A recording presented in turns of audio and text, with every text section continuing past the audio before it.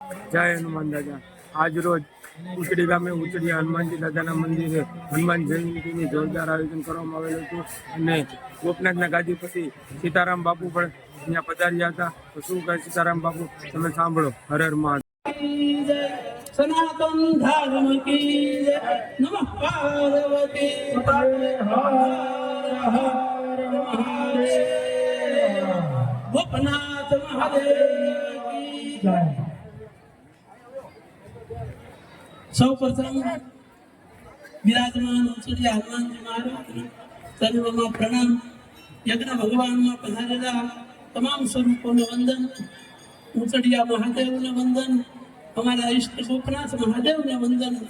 ઉચડી ગામ આજે ધનભાગી બન્યું છે। ખરેખ ભાઈઓના કુળદેવ બનેલા એવા હનુમાનજી મહારાજ અહીં મેં અગાઉ આવ્યું ત્યારે પણ કહ્યું હતું 1979માં આ વિસ્તારમાં હું શિક્ષક તરીકે હતો ત્યારે હનુમાન દાદાની માત્ર દેરી જ હતી, અહીં તો જળ હતું। 1979નો વરસાદ મોરબી રેલી એસપી દાદા ચેતન દાદા હવે જળ હતું। આલોજીભાઈ જેવા યુવાનો, અત્યારે અમારે જે ભરતભાઈને કામ કર્યા છે એવા યુવાનો, અર્જુનભાઈના બાપુજી, ઉષાભાઈ અણગણ, કેશવભાઈ બધા પ્રભાત ફરી કાઢતા અને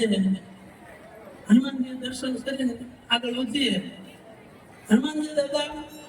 એનું ચૈતન્ય તમે જાણો છો, મારે એ કહેવું નથી બહુ કે ઉચડી હનુમાન એવા આડબ। મેં હમણાં જ વર્ણન કર્યું એક સભામાં કે સૌરાષ્ટ્રના ચેતન હનુમાનની જગ્યાઓમાંની એક આ જગ્યા છે ઉચડીના હનુમાન।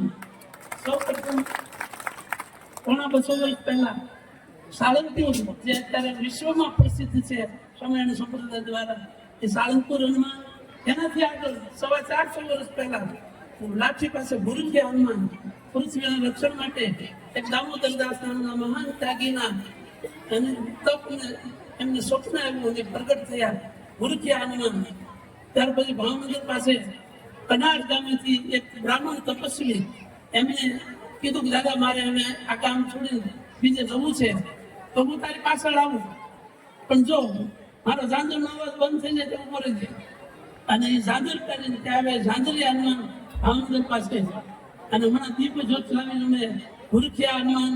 આશ્રમ પણ પધરાવે છે। તો એવા ચૈતન્ય હનુમાનના જે સ્થાનો છે એમાંનું ઉચડીના હનુમાનજી,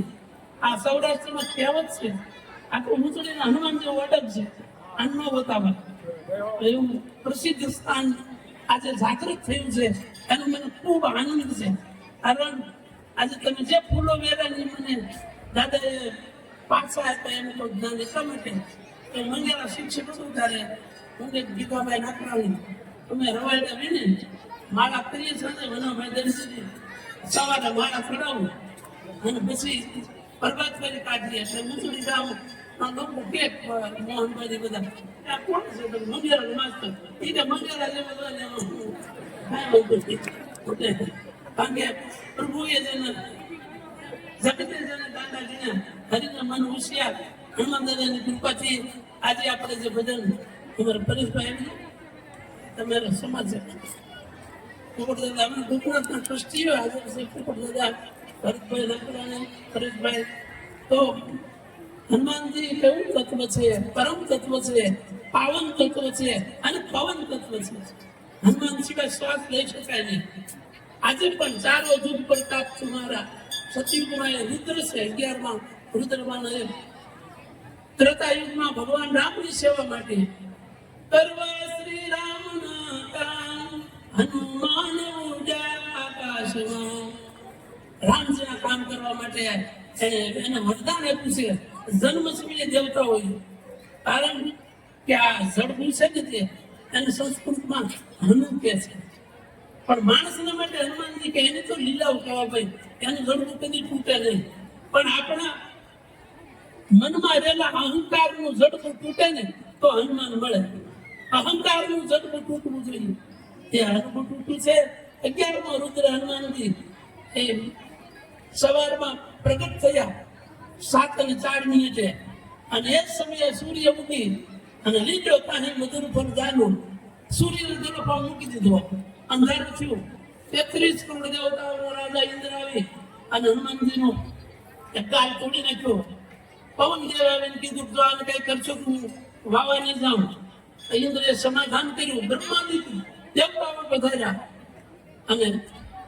તમામ દેવતાઓએ હનુમાનને વરદાન આપ્યા કે આખો અવતારી પુરુષ છે એને વરુણદેવે કહી દીધું કે જળમાં કઈ નહીં થાય અગ્નિએ કહી દીધું ખબર કે ડંકા વાળવાનો છે હું કઈ નહીં કરી શકું અને કુબેરે ગદા આપી બ્રહ્માજીએ એને અભય વચન આપ્યું દરેક દેવતાઓ વરદાન આપ્યું કીધું કે ચારો જુગ પ્રતાપ તમારા હે પ્રસિદ્ધ જગત ઉજિયારા ત્રેતાયુગમાં એ હનુમાન બની આ રામની સેવા કરી અને જગતને એને ઉપદેશ આપ્યો છે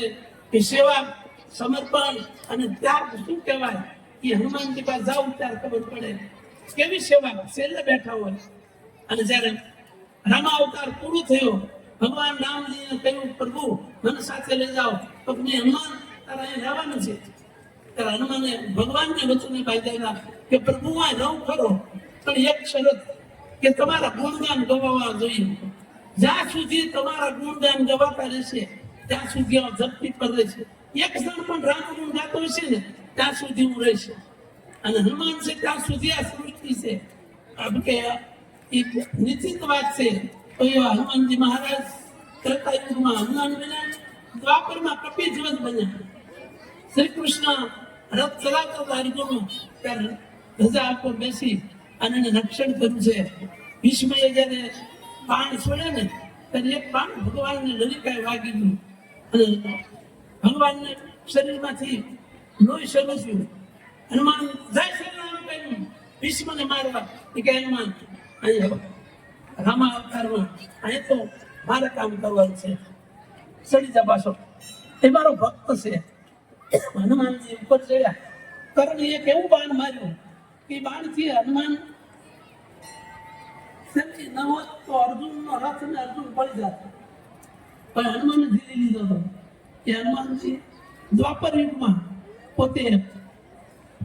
કપિધ્વજ છે અને કલિયુગમાં જ્યાં જ્યાં રામ ગુણ ગવાય આજે હનુમાનજી હાજર છે આપણે લાયકાત નથી ન દેખાય પણ હનુમાન સાક્ષાત હાજર છે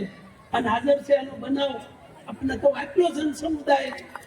આમ આપણે સીધા થઈ આવી જઈએ આ હનુમાનના પ્રતાપે અહીંયા આવવાનું તમને ભાવ જાગે છે એવો ને એવો ભાવ ઉછળી ગાવાનો અને ખરેખર ભાઈઓ જેના જેના કુળદેવ છે હનુમાનજી એની શ્રદ્ધાએ અને પૂજારી પરિવાર દ્વારા સાચા અર્થમાં દાદાની પૂજા થતી રહે ગોપનાથ જેવું ધામ આ ઉછળી અત્યારે બની રહ્યું છે એવું ધામ કારણ કે ગોપનાથ જવું છે તો વચ્ચે ઉતરી હનુમાનના દર્શન કરીએ એવો ભાવ લોકોને જાગે એવી મારી હનુમાનજી મહારાજને પ્રશ્ન છે ત્યાં અને તમે એનો વિકાસ એટલે જ થયો મને હમણાં ભરતભાઈ કીધું બાપુ પૂજન કરો અન્નપૂર્ણા માતાનું પૂજન કર્યું તો અન્નપૂર્ણા માતા ટુકડો ત્યાં હરી ઢુકડો અને એક દિવસ અહીંયા એ જ રીતે જેમ પગદાન બગુડા એવું ધામ છે ને એવું ધામ બની એને ઉજળી જાવ ઉજ્જવળ બને હનુમાનજીની કૃપાથી એવી પ્રાર્થના સાથે બધું સમય નથી કારણ કે હું પણ ત્યાં કાર્યક્રમ લઈને બેઠો છું હનુમાનજી મહારાજના ચરણોમાં એટલે આપ સૌને આ શુભકામનાઓ શુભાશીષ પાઠવી હનુમાનજી મહારાજના ચરણોમાં વંદન કરી ભૂદેવોને વંદન કરી અને વિરમું છું જય સિયારામ